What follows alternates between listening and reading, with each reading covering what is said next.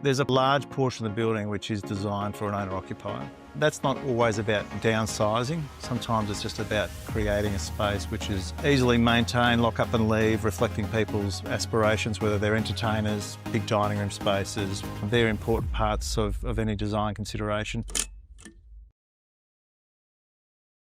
So I'm here with Tim Price from Time and Place. Great to see you, mate. See you, mate. So here at Park Modern, geez, what an epic display suite and a great location. Give us a bit of a rundown on the project. Yeah, sure. So Park Modern is our newest development. Very excited about this one.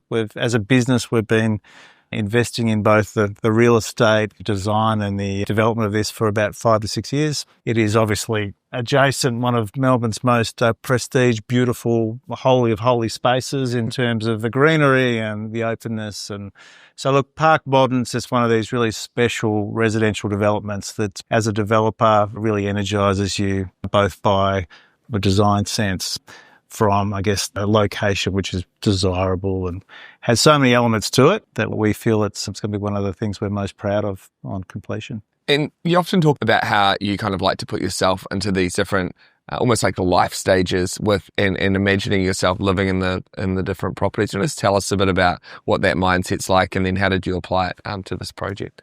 Yeah, I mean, I think this precinct, if you like, the Domain precinct of Melbourne, so, yeah, it's a special place from a residential point of view. The Domain Tower, which was, I guess, iconic people that were living there, and Lindsay Fox and Ron Walker, and it was always one of those buildings you looked at as someone interested in design and development as an amazing building, and by reputation, it sat on the park on the edge of and an aspect over the Melbourne CBD.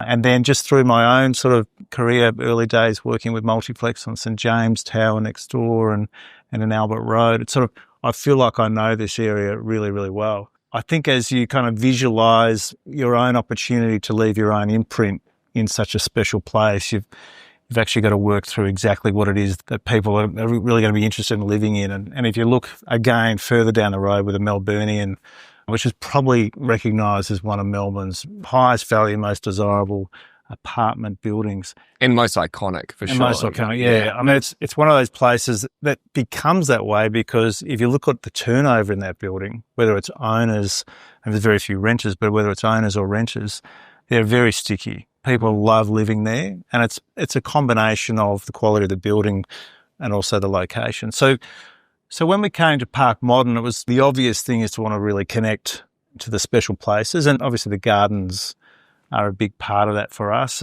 But I do love there is a real village aspect in Domain. Even this morning, having a coffee and a bit of breakfast there, and bumping into 2 or 3 people, and just I love the energy around that. And so when we look at Park Modern and we think about who's going to live there, I think for me it was about people that are going to enjoy both proximity and adjacency to parks and views and bits and pieces, but also doing something which is going to appeal to people who want some connection, who still want to have that village connection. So, and then also there's all the other convenience points. So in terms of visualising our occupants and I guess our purchases, and really it's one of those sites which can cater for a fair spread of the market. So in doing that, we've worked hard to really create product which responds to both view lines and sizes and aspects that reflect different price points across the job, yeah. And so with Bates Smart, obviously one of the absolute best architecture firms, and we're discussing perhaps maybe even the oldest in Australia. Yeah. And obviously I know that you're very passionate about design and all the things that come with the architecture side. How was the process working with them in the lead up? Yeah. Yeah, look, Bates are obviously well revered and regarded, and I think when we started this process, we looked at some of the storytelling that was possible, and you look at the scale of the site. I mean, it's nearly 2,400 metres of land. It's an island site surrounded by Middleton Lane as well as Dorcas Street and Wells Street. You need to charge that responsibility of design with someone who's both experienced and energised, understands the product and the storytelling that we had as part of our brief. Bates Smart have done an incredible number of buildings on the park near the city, and you just only have to look around. Obviously, Melbourne, they were part of that project.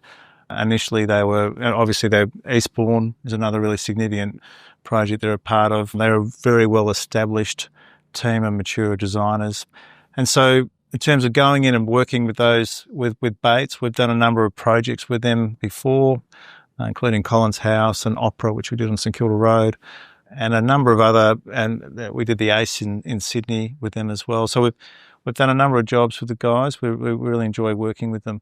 So how that process really starts for us is to put together a pretty comprehensive view of product and brief and ideas, obviously a context around the site, key view lines. But what we really loved about the Bates Smart Response was the thought process they went into the form of the building, understanding our aspiration around product. So in terms of size of units, adjacency to the park, Bates Smart have got a footprint on this city probably like no other architect. They did the State Library, which was 140 odd years ago. The heritage building in front of us, they designed that about 150 years ago. Isn't that an amazing coincidence? Yeah, it's a really nice kind of next chapter story that they're effectively the podium, if you like, of our building was something they created from a design perspective so long ago. So the way they crafted the shape and orientation of the building, the duality of the tower design, I think it's a real credit to them and their experience. And the way they kind of responded to our brief on whether it was design aspects or product aspects has been we've really enjoyed the experience. And you mentioned before about people, the types of people you're looking for, the types of people that want to remain connected to the community. Obviously, you've got a great deal of park space as well, so remaining connected to exercise as well as that kind of community part. Yeah. Who are tell us a bit more about the buyers that you think you've designed this type of product? Yeah, look, I mean, so in this strip alone, without discrediting any buildings, like obviously the Melbourne Domain Tower, the Royal Domain, St James Tower, probably 4 or 5 of the best towers, filled with owner-occupiers. From early days, we had connections with a lot of those owners about looking at a refreshed version, something new. So there's a large portion of the building which is designed for an owner-occupier. That's not always about downsizing. Sometimes it's just about creating a space which is easily maintained, lock up and leave, reflecting people's aspirations, whether they're entertainers, big dining room spaces, big open terraces. They're important parts of any design consideration. We spend a lot of time understanding the built form around us. Obviously, developers and architects do consider solar and those bits and pieces. But for us, on this one, it was really trying to make sure that every single apartment had an aspect and an area in their living rooms that would really celebrate either the bay or the parkland. And so for our owner-occupiers, obviously they're more generous spaces. We've got product at a really affordable price point, which enjoys all the benefits of the location, the chance to put the Lycra on and run around the park and still have that adjacency where they live. The other aspects, obviously, in a building like this, the entrance experience from a design perspective, you'll get an understanding as you look at the renders and things that we've designed a lobby experience, which is very much pulling the gardens into the lobby. Traditional sort of concierge setup, but beautiful plantings. We've got some co-working in there. And we've got an element which is really dedicated to wellness on that ground floor. Obviously, we spoke about wellness before, but rather than probably the large format traditional pool, really chosen to focus on different forms of wellness, fitness, plunge pools, magnesium pools, saunas, finished sauna, sort of day beds, and really focusing on if we were living in this space and enjoying the benefits of adjacency to areas to run and exercise, and then actually looking after yourself either before or after that activity. Our areas also include some studio spaces for Pilates and the regular cardio workout things that might relate to a bike or other things. So I think as a lobby experience, it's got the grandeur of that. It celebrates the garden aspects, has the services which you'd expect of a building of this quality in terms of concierge. In addition to that, we've also built a dedicated, significant porte cochere. And again, often the car experience and the drop-off of these sorts of buildings can be compromised, but we've had the good fortune here of being able to integrate that into our ground plane as well. So from an occupant point of view, it does have the elements that a high-quality building should have and respects the location as well. Well, you guys, have earned a reputation to be one of the most design-led progressive developers in Australia, and I got no doubt that you guys are going to add an iconic building to what is an amazing area. So we're stoked to be working alongside you guys and appreciate the opportunity to have a chat. Great. Thank you.